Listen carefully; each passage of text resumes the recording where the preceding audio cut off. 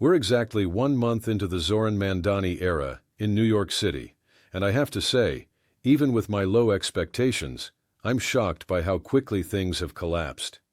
Before diving into the disaster unfolding in America's largest city, let me remind you what we were promised during the campaign.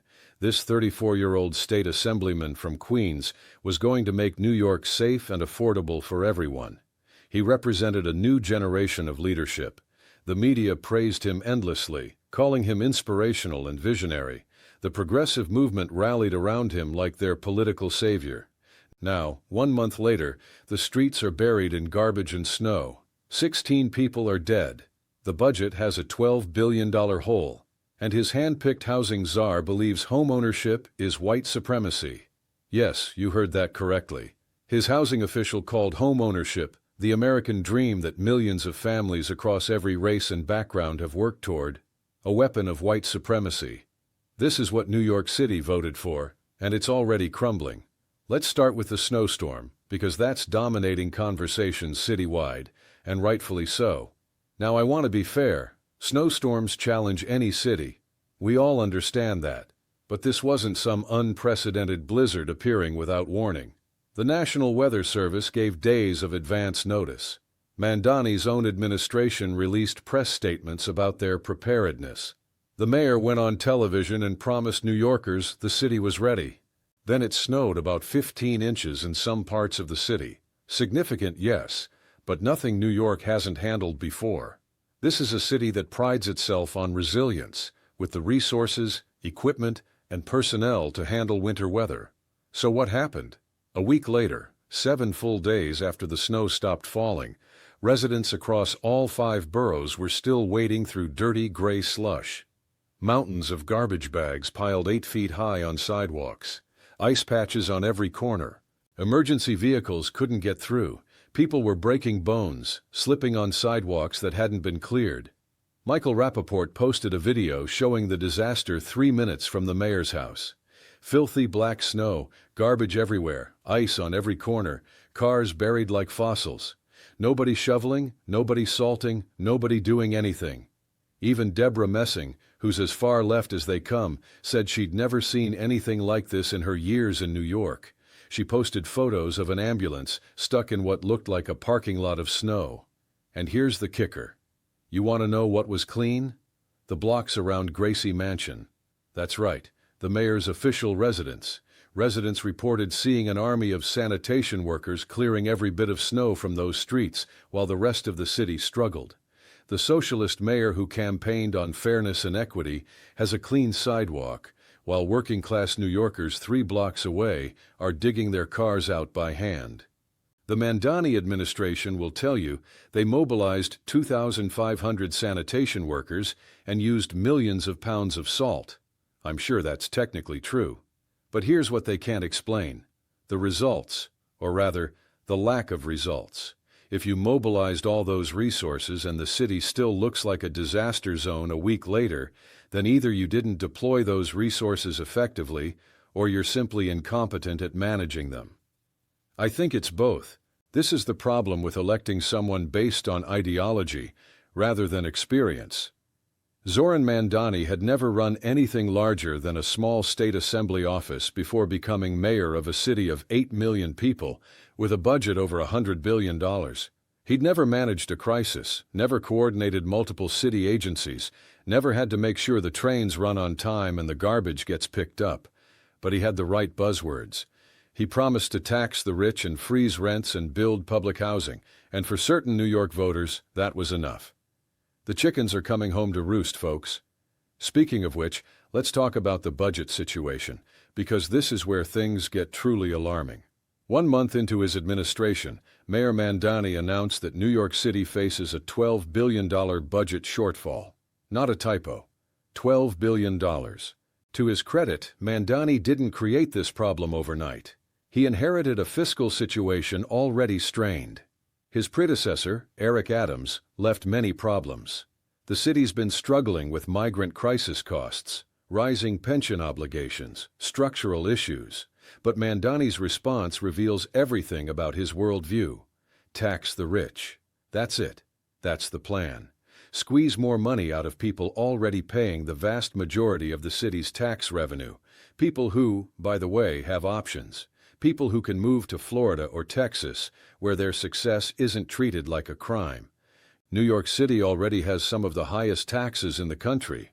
Top earners already pay a combined federal, state, and local tax rate exceeding 50%. Half of every dollar earned goes to government. And Mamdani's pitch is, we need more. When reporters asked about the risk of wealthy residents and businesses leaving, he waved it off, saying people always talk about capital flight when you raise taxes, but it doesn't really happen. Really? Tell that to the businesses that left New York during the pandemic and never came back. Tell that to residents who discovered they could work remotely from Nashville or Miami and keep more of their paycheck. Tell that to companies right now calculating whether it makes sense to keep their headquarters in a city that views them as piggy banks. Mamdani also promised to find budget efficiencies. He gave an example. The Adams administration spent $600,000 on an AI chatbot that was basically unusable. Fine, that's wasteful. Cut it. But $600,000 doesn't make a dent in $12 billion. If there are real efficiencies to be found, they're in the fundamental way the city operates. The layers of bureaucracy, the union work rules making it nearly impossible to fire incompetent employees, the redundancy across agencies, the pension obligations consuming more budget every year. But addressing those would require Mamdani to take on his political allies, the unions that supported him, the activists who put him in office. So instead, he's going to tax the rich and hope it works out. Now let's talk about housing, because this is where the ideology comes into sharp focus. On his first day in office, Mamdani made two major housing announcements. First, the city would intervene in the bankruptcy of a property management company called Pinnacle Group. Second, he appointed CIA Weaver to head the mayor's office to protect tenants. Regarding Pinnacle Group, they own several rent-stabilized buildings with violations and tenant issues, but they're also in bankruptcy, already in financial distress. Mamdani's solution is having the city insert itself into the bankruptcy process. What he's really doing is testing the waters for public stewardship of housing. The city identifies landlords with violations, then pressures them to sell their buildings, not on the open market, but to the city itself or non-profit housing organizations the city controls.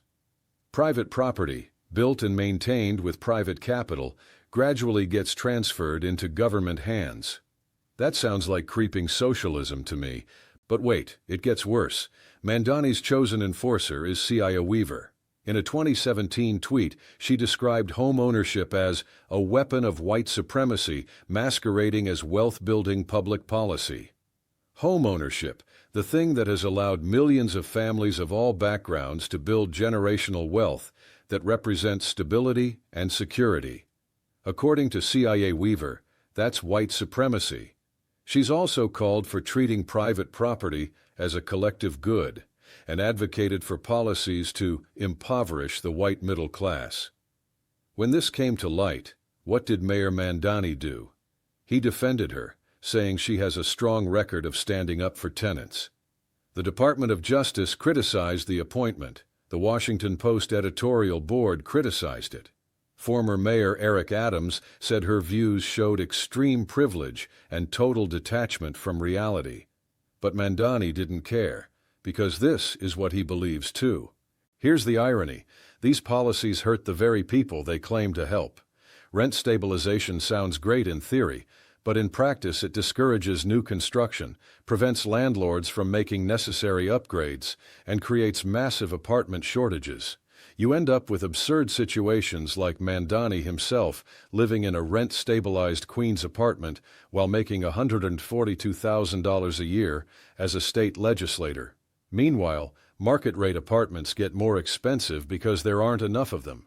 New construction slows, the housing shortage gets worse, and politicians use that shortage as evidence we need more government intervention. Over the weekend, protesters gathered outside Gracie Mansion to confront Mayor Mamdani. Not conservative protesters, people who voted for him, who supported his campaign. They were yelling because he hasn't delivered on his promises fast enough. 1 month, 30 days. And his own supporters are already at his door with megaphones. This speaks to a broader problem with progressive politics. The revolution always eats its own. Mamdani made sweeping campaign promises: free buses, a $30 minimum wage by 2030, 200,000 units of new affordable housing, tax increases bringing in $20 billion, rent freezes for everyone. His supporters took these literally and believed he'd implement them quickly. But governing is harder than campaigning. The city council must approve most of his agenda. The state legislature controls many policies he wants to change. Budget constraints are real. Now Mamdani is caught between his promises and reality. Beyond policy promises, there were simpler expectations, like competent snow removal, like making sure homeless people don't freeze to death. 16 people have died from the cold in the past 2 weeks. 13 from hypothermia, 3 from overdoses while living outside. Mamdani reversed the previous administration's policy of clearing homeless encampments during dangerous weather.